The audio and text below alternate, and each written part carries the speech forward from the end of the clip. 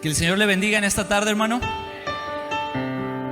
Así como están puestos de pie, hermano, voy a pedirles que me acompañen en su Biblia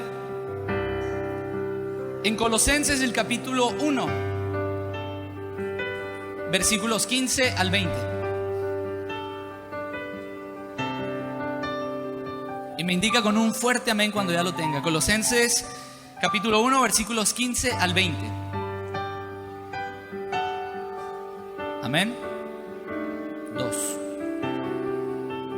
Dice así la palabra de Dios: Él es la imagen del Dios invisible, el primogénito de toda creación, porque en Él fueron creadas todas las cosas, las que hay en los cielos y las que hay en la tierra, visibles e invisibles, sean tronos, sean dominios, sean principados, sean potestades. Todo fue creado por medio de Él y para Él. Y Él es antes de todas las cosas, y todas las cosas en Él subsisten. Y Él es la cabeza del cuerpo, que es la iglesia, el que es el principio, el primogénito de entre los muertos, para que en todo tenga la preeminencia, por cuanto agradó al Padre que en Él habitase toda la plenitud, y por medio de Él reconciliar consigo todas las cosas, así las que están en la tierra como las que están en los cielos, haciendo la paz mediante la sangre de su cruz. Padre, te damos gracias en esta tarde porque tú eres bueno. Señor, pedimos que tú tengas a bien bendecirnos en esta tarde.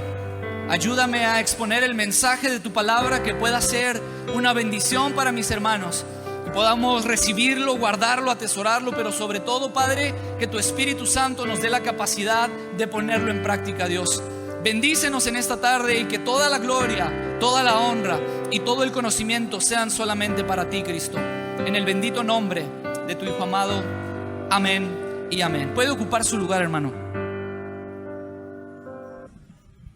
Vivimos en unos tiempos, hermano, donde cada vez más personas aprovechan la oportunidad para compartir mensajes. Los medios de comunicación, las redes sociales han invadido de una manera tan espectacular la forma en cómo decir las cosas y qué tipo de cosas deben de decir o se deben de decir. Y me sorprende mucho porque lo que es jóvenes y adolescentes están bombardeados por una infinidad de mensajes a través del internet. Los conocidos bloggers o blogueros que se dedican a grabar videos con mensajes que son mensajes graciosos, que son mensajes de la vida cotidiana con un toque de picardía o en doble sentido, muchos con disparates, con majadería, y hay una infinidad de mensajes que usted ni se imagina. Y precisamente en estos tiempos donde las personas hablan de muchas cosas, pueden mencionar cualquier tópico, cualquier tema que aparentemente puede ser interesante o relevante, pero en estos tiempos, y más que nunca, es cuando la iglesia se debe levantar para proclamar al único que es la verdad, al único que es el camino y al único que es la vida. Este es el tiempo donde la iglesia de Dios se debe de levantar para proclamar a Cristo. Cuando hay diferentes mensajes en diferentes momentos y circunstancias, es ahí donde usted y yo tenemos la oportunidad de que el nombre de Cristo sea levantado, de que el nombre de Cristo sea exaltado, de que nosotros nos hagamos a un lado y que Él tome la preeminencia completa de todas las cosas. Pablo les escribe a los colosenses, y es interesante mencionar que Colosas era un territorio fértil en cuanto al evangelio. La iglesia primitiva que surge o parte a partir de Hechos, cuando el Espíritu Santo llega, empieza a moverse o a dispersarse por los lugares de las personas que habían llegado a Jerusalén en ese día. Y después de ese momento empiezan a regresar a sus casas, a sus ciudades. Y Colosas era uno de estos lugares donde el evangelio había sido llevado desde Jerusalén a Colosas. Y se proclama o se establece una iglesia de los colosenses. Esta iglesia había creído firmemente y fielmente en los estatutos y principios de Cristo. Pero Pablo se da cuenta de que hay personas que están bombardeando con mensajes que no tienen nada que ver con Cristo. Si me permite decirlo de la siguiente manera, las redes sociales, el YouTube, el Facebook, estaban saturados de videos de personas que decían muchas cosas, pero se olvidaban de mencionar a Cristo. Y Colosas vivía un momento en el que estos creyentes del evangelio, que habían recibido la doctrina y un evangelio real y palpante, empezaban a tambalearse en su doctrina y en su fe, porque habían llegado ciertas personas y estas personas empezaban a compartir un mensaje que quitaba el mérito de Cristo. Empezaron a compartir un mensaje que quitaba la autoridad de Cristo. Empezaron a compartir un mensaje que quitaba la preeminencia absoluta de Cristo en todas las cosas. Y los colosenses empezaron a escuchar que como seres humanos eran materia, eran material. Si usted quiere atravesar su brazo con su dedo, no puede, porque la materia choca con la materia. Y estos gnósticos empezaron a elevar un pensamiento y una creencia, y ellos decían que en efecto había una posibilidad de llegar a Dios, pero para llegar a un Dios que era espiritual y no era material, se necesitaba un enlace que fuera espiritual. Y ellos predicaban que los ángeles, los espíritus y los seres creados eran este único medio para acercarse a Dios. Y ellos decían, y no todos pueden acercarse a Dios. Los ángeles escogen, los ángeles deciden. No todos son capaces de recibir este misterio. No todos son capaces de ser escogidos por los ángeles para llegar a Dios.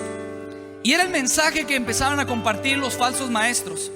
Porque sucede esto: siempre que se levantan las personas a compartir un mensaje de Cristo, siempre que se levante la iglesia a compartir un mensaje que hable de la verdad bíblica, a la par se levantarán falsos maestros tratando de enseñar doctrinas diferentes, tratando de elevar cualquier situación, cualquier posición, cualquier personaje por encima de Cristo.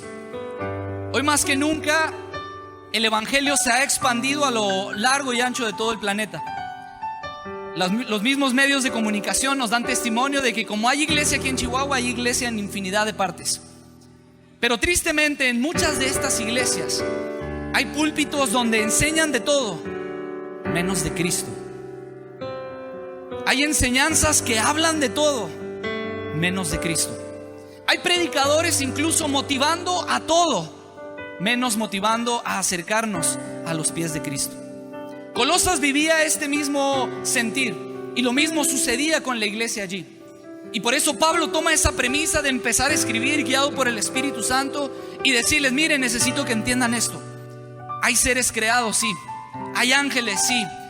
Hay demonios, sí. Hay potestades, sí. Pero necesitan que entiendan que Cristo está por encima de todos ellos. Necesito que entiendan que Cristo está por encima de todas las cosas creadas. Necesito que entiendan que la enseñanza de Cristo es la enseñanza más pura que van a poder encontrar dentro del evangelio, porque precisamente es el evangelio de Cristo. Y hoy más que nunca, que la humanidad está tan necesitada de Cristo, que hay desesperanza, que hay vacío, que hay falta de paz, que hay falta de tranquilidad, hoy más que nunca es cuando usted y yo debemos recurrir al fundamento, y ese fundamento es Cristo. Por eso quiero compartir con usted en esta mañana el título: la preeminencia absoluta de Cristo. Cristo en primer lugar, Cristo en todos, Cristo por todos, Cristo para todos y Cristo para todo. La preeminencia de Cristo sobre todas las cosas. Y por eso considero necesario compartir en esta hora por lo menos 4 aspectos que muestran la preeminencia absoluta de Cristo en base a esta epístola que Pablo le escribe a los colosenses. Número 1, Cristo, el poderoso medio de la creación. En su Biblia tiene ahí el capítulo 1 y el versículo 15, le voy a dar lectura. Él es la imagen del Dios invisible, el primogénito de toda la creación, porque en Él fueron creadas todas las cosas, las que hay en los cielos y las que hay en la tierra, visibles e invisibles, sean tronos, sean dominios, sean principados, sean potestades. La Biblia dice que todo fue creado por medio de ¿quién? ¿Y para quién? Y para Él. Me llama la atención porque el apóstol empieza con esta frase inicial, y me gustaría que fuéramos desbaratando este versículo para entender las verdades que la palabra de Dios quiere hablar a nuestras vidas. Y el apóstol comienza diciendo que Cristo es la imagen de Dios. La traducción literal del griego de esa palabra, como se escribió en el griego koiné, la traducción a nuestro léxico tiene varios significados. Es semejanza, apariencia e imagen. Por lo menos se mencionan esos tres: semejanza, apariencia e imagen. Pero es necesario, hermano, recalcar que lo que Pablo le está diciendo a la iglesia es que Cristo es la imagen de Dios. No es ni la semejanza ni la apariencia, es la viva imagen de Dios. Se lo explico de la siguiente manera. Ustedes conocen a la pastora, yo le digo la chatita, que es mi mamá. Y ustedes nos pueden ver juntos y ustedes van a decir: hay una semejanza entre ellos. Omar tiene esa mirada tierna que tiene la hermana Blasi, y hay alguna semejanza, tiene esos cachetitos bonitos. Pero si yo le digo que mi papá es el hermano Salomón, ¿me la cree o no me la cree? Hay unos de sí. ¿Por qué? Porque yo tengo semejanza con mi mamá, pero tengo la imagen de mi papá, no lo puedo negar. Soy igual a él, nomás que yo digo que soy la versión joven y guapo. No le van a decir porque se enoja.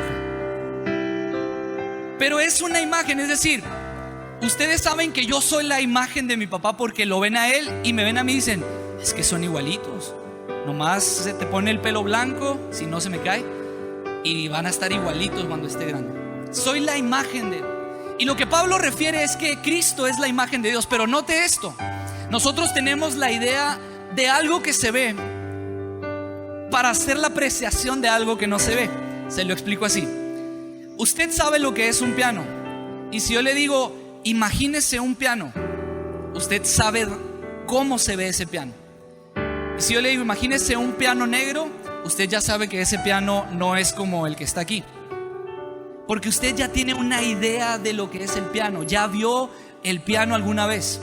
Pero Pablo les está diciendo a los colosenses: Cristo es la imagen, es decir, está totalmente igual, es la referencia visible de Dios. Pero note esto: de un Dios que es invisible, de un Dios que no se ha visto. Vuelvo a lo mismo. Usted sabe y puede decir: es que sentí como una mano invisible que me empujó el hombro. Pero usted sabe cómo es una mano, y se imagina cómo es una mano, y dice: bueno, una mano invisible pues es nomás así, pero que no se vea. Pero Pablo está diciendo: es el Dios que no se ha visto y que nadie puede ver. Quiero que vaya conmigo a 1 de Timoteo, el capítulo 6, versículo 16. Dice: el único que tiene inmortalidad, que habita en la luz inaccesible, a quien ninguno de los hombres ha visto ni puede ver. Pero ahora Pablo les escribe a los colosenses y les dice: miren, nadie ha visto a Dios jamás y nadie le puede ver, pero podemos ver a Cristo. Y si ves a Cristo, entonces estás viendo a Dios, porque Él es la imagen de Dios. Es decir, si usted no conociera a mi papá, yo le puedo decir: yo soy la imagen de mi papá.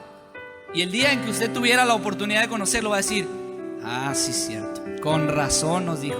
Pero sí, cierto, es la versión joven y guapo. Usted va a tener que decir eso, que no se le olvide. Cristo es el poderoso medio de la creación, hermano. Él es la imagen de Dios. Y luego el apóstol continúa diciendo: el primogénito de toda la creación. La referencia bíblica de la palabra primogénito enseña partiendo la palabra que es primo y génito, en un sentido de que Cristo es el primero, y el primero en autoridad, no el primero en nacer. Primogénito, ustedes cuando escuchan la palabra primogénito entienden que fue el primero que nació. Pero en esta ocasión el vocablo de génito se queda a un lado para darle prioridad e importancia a la palabra primo, que es primero, prioridad. Y en base a eso entendemos que esa prioridad que Dios le ha dado a Cristo le da a su vez toda la potestad y toda la autoridad de ser heredero de todas las cosas. Cuando uno recibe una herencia, una persona tiene la capacidad de hacer con la herencia lo que le venga en gana. En una ocasión, yo les platicaba en el culto de la mañana, nosotros tenemos un amigo, los de la alabanza, y él ya no está aquí, ya no vive en la ciudad. Pero no, En algún momento de su vida él recibió una herencia, recibió un dinero, y con ese dinero muy contento fue y se compró un buen carro.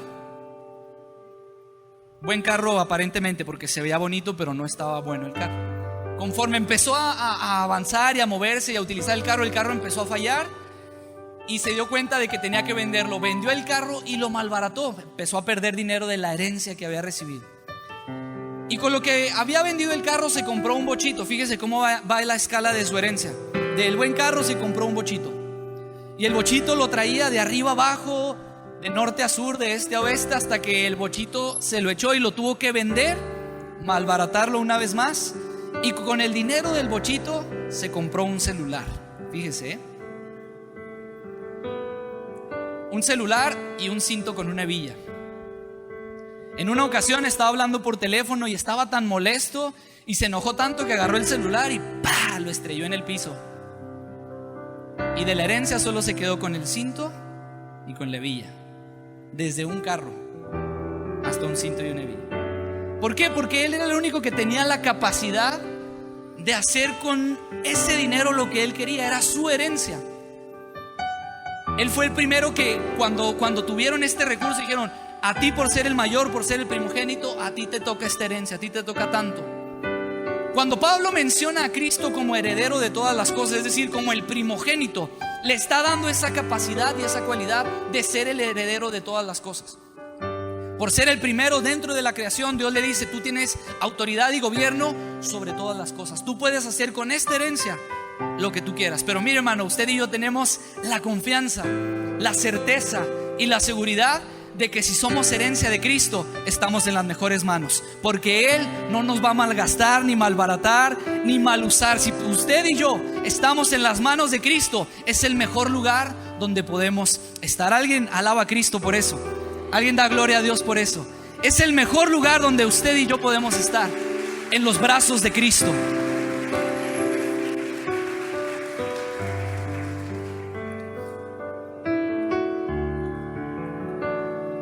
Además de esto, la Biblia dice que en Él y por Él fueron creadas todas las cosas. Primera de Corintios capítulo 8 versículo 6 dice: Dios creó todo por medio de Él, refiriéndose a Cristo, y gracias a Él nosotros vivimos ahora. En otras palabras, usted y yo estamos aquí no porque su mamá lo procreó, no porque estaba haciendo mucho calor y aquí había aire, no porque no tenía otra cosa más que hacer. No, usted y yo estamos aquí y estamos vivos gracias a Cristo. Usted y yo tenemos la oportunidad y la bendición de venir a su casa gracias a Cristo. Todas las cosas por Él fueron hechas, y sin Él nada de lo que ha sido fue hecho. Y me llama la atención este sentido, porque Pablo dice y enseña a la iglesia en Colosas que Él es el primogénito, que Él tiene la capacidad por ser el primero de ser dueño absoluto, pero que fue por medio de Él, Dios siendo el instrumento, Cristo siendo el instrumento de Dios para que la creación existiera. Y se lo explico de la siguiente manera: usted puede tener una tabla y puede tener clavos, pero si no hay un martillo, esos clavos no van a poder entrar en la tabla. Cristo fue ese medio, fue ese instrumento, fue lo que Dios utilizó para que ese clavo entrara en la tabla. Cristo fue ese medio para que la creación pudiera existir. Las cosas fueron hechas por Él, por medio de Él, y lo que dice la Biblia, para Él. Él tiene la autoridad completa. Y los gnósticos que enseñaban en el tiempo de los colosenses decían que los ángeles eran muy poderosos. Empezaban a decir que los espíritus tenían mucho poder, que si tú te querías acercar a Dios necesitabas buscar a los ángeles, recurrir a los espíritus, buscar una fuerza sobrenatural para poder acercarte a Dios.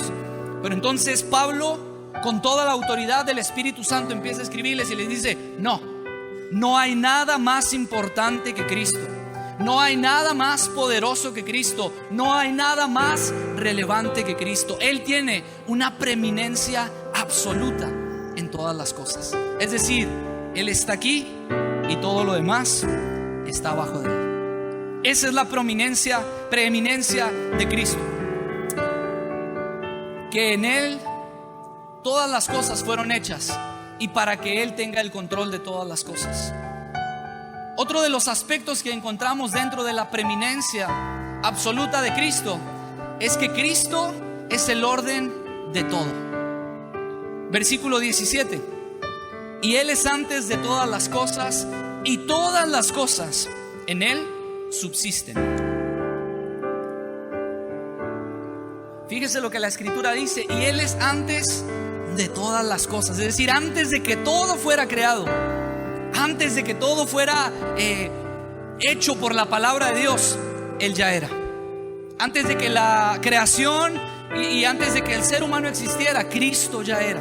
Antes de todas las cosas, Cristo ya era. Y me gusta porque, haciendo el énfasis en esto, inmediatamente Pablo dice: y todas las cosas en Él subsisten. ¿Y qué quiere decir esto de que las cosas en Él subsisten? Mire, yo tengo una característica y a mí me gusta que las cosas en mi cuarto estén ordenadas. Hay algunos psicólogos que se han acercado conmigo y me dicen que a veces rayo un poquito en lo obsesivo compulsivo. Me gusta que mi closet esté ordenado, que las camisas estén por color, porque así es más práctico para mí, no porque sea obsesivo, quién sabe si sea. Pero así yo digo, si necesito una camisa blanca, sé dónde está la camisa blanca. Si necesito una... y es la forma de yo tener mi orden dentro del cuarto. Me gusta que la cama esté alzada y yo me doy cuenta. Yo puedo saber si alguien entró a mi cuarto con el puro simple hecho de saber o de voltear a ver la cama. Ya si yo veo que los cojincitos no están como yo los dejé, o que la cama está un poquito arrugadita, yo sé que alguien entró a mi cuarto.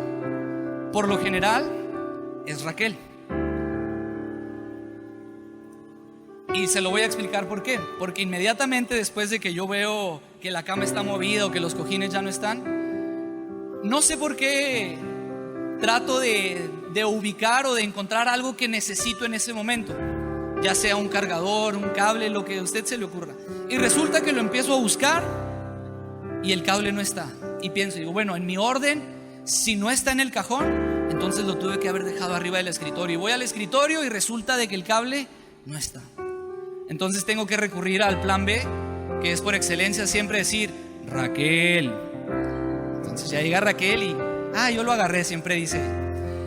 Y lo que quiero explicarle con esto es que dentro de mi cuarto yo mantengo ese orden porque yo sé cómo están las cosas.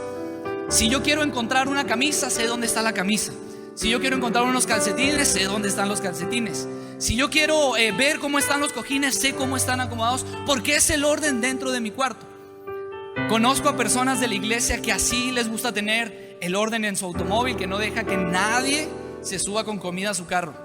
Te lo comes afuera y después te subes al carro, porque les gusta tener el orden. A las mujeres les gusta tener el orden en su bolsa. Si alguien quiere tratar de agarrar algo de la bolsa de mamá, ella te va a decir: no, ¿qué quieres?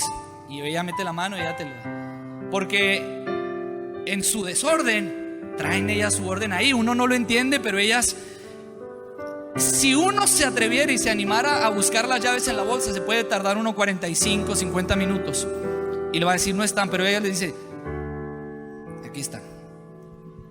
5 segundos, porque ellas tienen ese orden, ellas saben cómo funciona. Bueno, Pablo está haciendo referencia de lo mismo. Dice: todas las cosas en Él subsisten.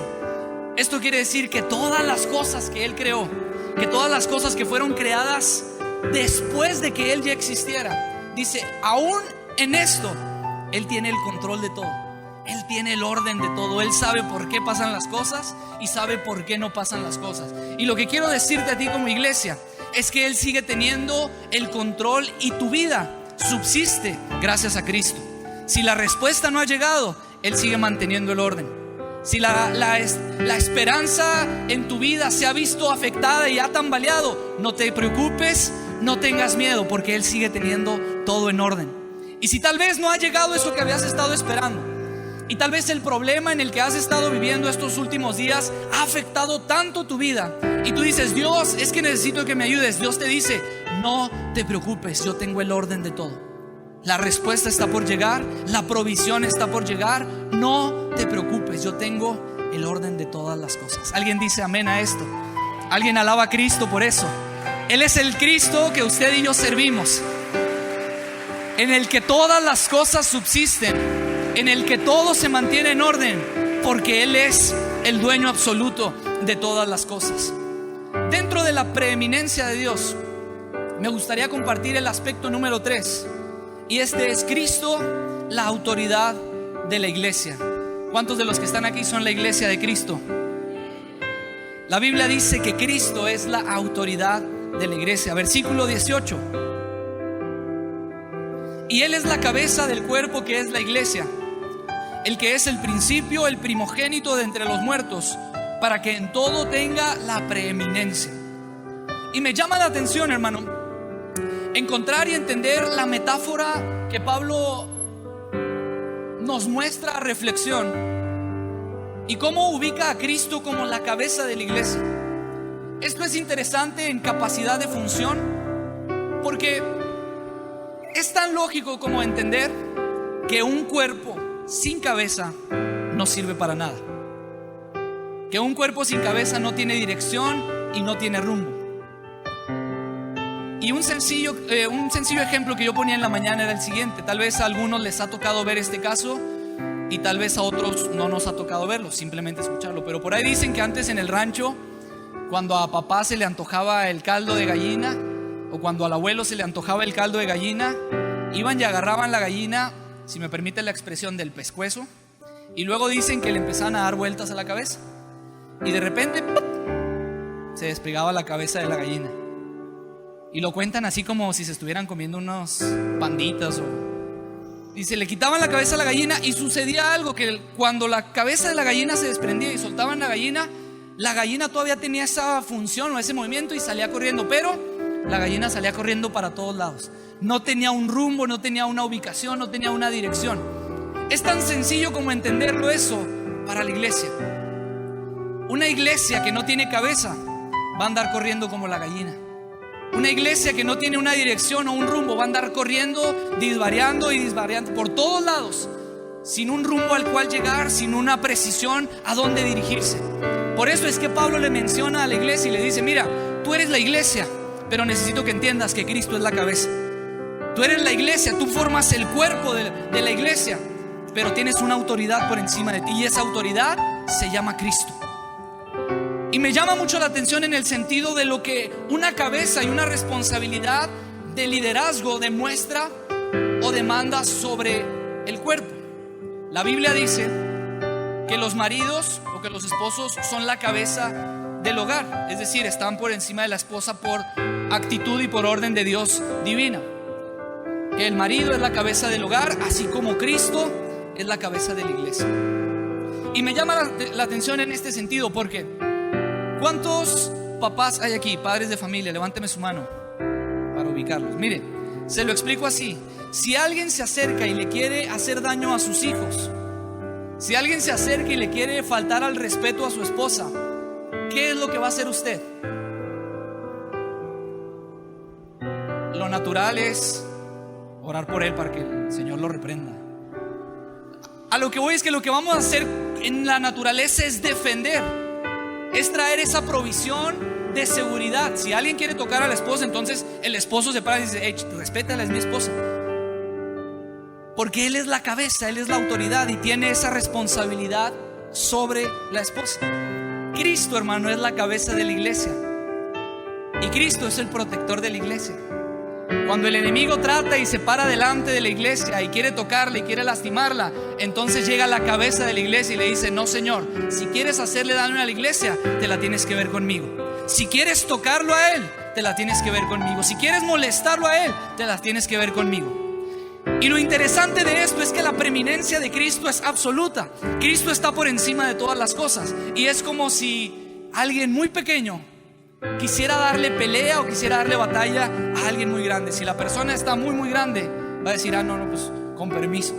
En una ocasión nos tocó viajar a Cancún con Macker, y nos atendió un pastor en una iglesia de allá de Cancún, sufriendo nosotros como buenos siervos de Cristo.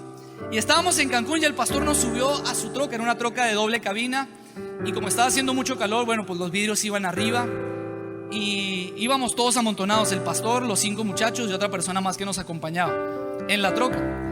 El pastor iba manejando y en eso un carro se le atraviesa al pastor. El carro tuvo la culpa y se le metió al pastor. Entonces el pastor se frena y por lo natural le pitó así como que: hey, ten cuidado. Y esta persona, todavía que había cometido el error de atravesarse y de meterse, se puso a la par de la troca. La troca traía vidrios polarizados. Se puso a la par de la troca, bajó el vidrio y empezó a gritar quién sabe qué tantas cosas diría. Y en eso como que a todos nos entró el corajito por dentro, no sé cómo explicar. Y bajamos los dos vidrios y todos nos le quedamos viendo así con cara de: ¿qué traes? Y cuando él voltea y ve que la troca iba llena de muchachos y el pastor estaba grande, dice: ah, no, son muchos. No, está bien, váyase. Después de haber gritado y hacer la altanería y todo, ya cuando vio que éramos muchos, dijo: ah, no, ahí está bien, ahí muere. Cuando una persona, cuando el enemigo quiere hacerle daño a la iglesia, se va a topar con eso y le va a decir: Cristo, no, Señor, a Él no le tocas porque Él es mi iglesia. A Él no le haces daño porque Él me pertenece a mí. Él es la iglesia y yo soy la cabeza. Yo tengo la autoridad sobre Él, pero también tengo la capacidad y la potestad de defenderlo. No importa lo que se atraviese, no importa lo que sea, Cristo es la cabeza y Cristo siempre va a haber por ti. Alguien le puede dar un fuerte aplauso al Rey de Reyes y Señor de Señores, por lo que Él es y por lo que Él hace para con nosotros. La Biblia dice que usted y yo hemos sido llamados nación santa, que hemos sido llamados y nos hemos convertido en ese pueblo que ha sido adquirido por Dios. Esto quiere decir que usted y yo pertenecemos a Cristo, que usted y yo pertenecemos a la iglesia de Cristo, que Cristo es la autoridad y que no hay nada por encima de Él. Ni la muerte lo pudo detener. No hay gobierno, no hay principado, no hay autoridad que se someta ante su voz. Cuando Cristo dice, todo obedece. Cuando Cristo habla, todo calla, porque Él tiene la autoridad sobre todas las cosas. Ese es el Cristo en el que usted y yo hemos depositado nuestra vida y nuestra confianza. Ese es el Cristo que Pablo predicaba y exponía a la iglesia de Colosas. Un Cristo que tiene una preeminencia absoluta por encima de todas las cosas. Y en esta preeminencia absoluta quiero compartir el siguiente punto, el número 4, que es Cristo, la paz del universo entero. Colosenses capítulo 1, versículo 19 y 20. Por cuanto agradó al Padre que en Él habitase toda la plenitud, y por medio de Él reconciliar consigo todas las cosas, así las que están en la tierra como las que están en los cielos, haciendo la paz mediante la sangre de su cruz. Muchos falsos maestros se han levantado desmeritando la autoridad que Cristo tiene sobre todas las cosas, diciendo que hay cosas más importantes que Cristo, y no expresándolo tal vez tan abiertamente, pero en su forma de actuar, de vivir y de enseñar. Esto dicen: es más importante que tú estés bien a lo que Cristo tienes para ti. Es más importante que tú te sientas como un campeón a lo que Cristo quiere hacer de ti. Y empiezan a enseñar estas diferentes cuestiones. Muchos de ellos mencionan o dicen que Cristo ni siquiera es Dios, que Él fue un profeta, que fue un ser humano. Pero la Biblia dice que la plenitud del Padre habitaba en Cristo.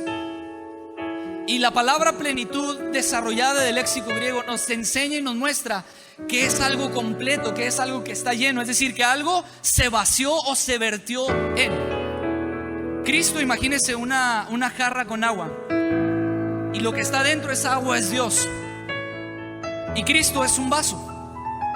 Entonces la Biblia dice que a Dios le plació, que Dios se agradó, que Dios estuvo de acuerdo y contento, porque vio en toda su creación y no había nadie que pudiera tener toda esa plenitud. Entonces esa plenitud, ese Dios y toda la esencia y sustancia de Dios se vació sobre ese vaso, se llenó sobre ese vaso. Ese vaso fue lleno de todo lo que es Dios. Y lo que la Biblia dice, hermano, es que Cristo fue lleno de Dios, que Cristo tuvo todo ese vaso fue lleno y completo en Dios. Y la referencia que podemos tener es entonces que cuando hablamos de Cristo con toda la plenitud de Dios, es porque Cristo es Dios. Él es la segunda persona de la Trinidad, pero Él es el Dios viviente. Él es el ángel de Jehová. Él es el que está sentado a la diestra del Padre intercediendo por usted y por mí. Él es el primero antes que todas las cosas. Él es el que sostiene al mundo en sus manos. Es el que mantiene el orden durante todas las cosas o dentro de todas las cosas. Porque Él es Dios mismo. Porque Él tiene la capacidad que Dios mismo le dio y vertió sobre Él. Y en esta capacidad es como Cristo tiene la oportunidad de ser ese medio de reconciliación con el mundo. En una ocasión estábamos jugando Pedro y yo en las canchas. Y subimos a un comercio, una tiendita que estaba allá en la parte de arriba. Y mientras estábamos ahí, la verdad yo no recuerdo, pero Pedro me platica que yo cometí una imprudencia, dije una imprudencia, hice algo mal. Y una de las personas que estaban ahí, un cholito, se molestó y quería golpearme a mí, un niño indefenso con la mirada tierna de la chatita. Y ese cholillo se aventó conmigo y quería golpearme a mí. Entonces dice Pedro que él trató de tranquilizar las cosas, de suavizar el asunto, de reconciliar entre mi error y esta persona. Y cuando Pedro se mete para reconciliar, sopa, le dieron el trancazo a Pedro. Y si me permite la expresión, lo tortearon a él en vez de a mí. Entonces ya esto fue como que lo que tranquilizó, porque ya el muchacho dijo, bueno, ya saqué mi coraje, ya saqué el estrés, listo. Y Pedro, tratando de reconciliar las cosas, tuvo que pagar una consecuencia por mi error. Y me llama la atención que fue la misma actitud que Cristo tuvo con su iglesia. En base a nuestra mala decisión y nuestra mala forma de vivir, caminando en nuestros delitos y pecados, viviendo en la inmundicia de nuestro corazón, haciendo todas las cosas malas delante de Dios, había una consecuencia. Lo justo, siendo bien honestos, lo justo para usted y para mí era que ese golpe lo recibiéramos nosotros. Siendo honestos, lo justo es que ese golpe lo recibiera yo y no lo hubiera recibido Pedro. Siendo honestos, por nuestra actitud, por nuestros pensamientos, por nuestra manera de vivir y de actuar, la muerte nos correspondía a nosotros por justicia, porque éramos enemigos de Dios de lo que estábamos haciendo. Y ahora sucede esto: hay muchas personas que no conocen de Cristo, pero todos, absolutamente todos, saben lo que está bien y saben lo que está mal. Hay personas que no conocen de Dios, pero se acercan contigo y cuando saben que están muy mal te dicen: pídele a tu Diosito que ore por mí, échame la mano con una oracioncita. Porque saben que en su camino desviado y en su torcida manera de vivir hay algo que les hace falta. Y el pago de ese error y de esa consecuencia no es otra cosa más que la misma muerte. Pero ¿sabe qué es lo más sorprendente de todo esto, hermano? Que Cristo se paró en medio del enemigo y de la iglesia, presentándose ante Dios, y les dijo: si la iglesia tiene que recibir un golpe, yo lo recibo por ella. Si Él tiene que morir, que no muera Él, muero yo. Y solamente por medio de la cruz Él pudo reconciliarnos con el Padre. Necesitaba haber un golpe, necesitaba haber un pago, necesitaba haber una muerte para que el sacrificio fuera agradable, para que el sacrificio fuera presentado y entonces poder acercarnos a Dios. Y Pablo les dice: no son ni los ángeles, no son los espíritus. Si quieres acercarte a Dios, la única forma es Cristo, porque Él sigue diciendo: yo soy el camino, yo soy la verdad y yo soy la vida. Y nadie puede ir al Padre si no es por mí. No son los espíritus. Y por ahí, como seres humanos, tenemos una característica: que somos muy místicos. Místicos y, para acabarla, curiosos. Siempre andamos buscándole el hilo negro a las cosas, andamos tratando de resolver el enigma que nadie puede. Por ahí en las redes sociales, los que tienen redes sociales saben que hay algo que está impactando y afectando mucho a los adolescentes en las escuelas y en las casas: el juego de Charlie Charlie. Porque las personas, por curiosidad, andan y quieren ver y saber qué es eso, y se empiezan a meter en terrenos espirituales ocultos y desconocidos. Pero déjeme decirle que como iglesia de Cristo estamos seguros en su mano, que no debemos de andar buscando y haciendo esas cosas, porque nosotros no creemos en eso. Nosotros creemos en Cristo. Nosotros creemos en el único que pudo traer reconciliación de nosotros hacia el Padre. Por nuestros pecados, en esa conciencia, sabiendo que estábamos haciendo las cosas mal, Dios nos vio como su enemigo. Dice: por tu manera de vivir, por tu manera de comportarte, yo no puedo ser tu amigo. No sé si le ha pasado a usted de personas que se acercan con usted y pretenden ser su amigo, pero le hacen una, le hacen otra, hablan a sus espaldas, dicen de usted, lo critican. Y cuando uno se da cuenta de eso, que dice: es que quiero ser tu amigo, pero por lo que haces, tú mismo no me dejas ser tu amigo. Y era lo que Dios hablaba y refería para nosotros: es que realmente quiero que estés cerca de mí, pero por tu manera de vivir, tú mismo te alejas. Por tu manera de comportarte, tú mismo te alejas.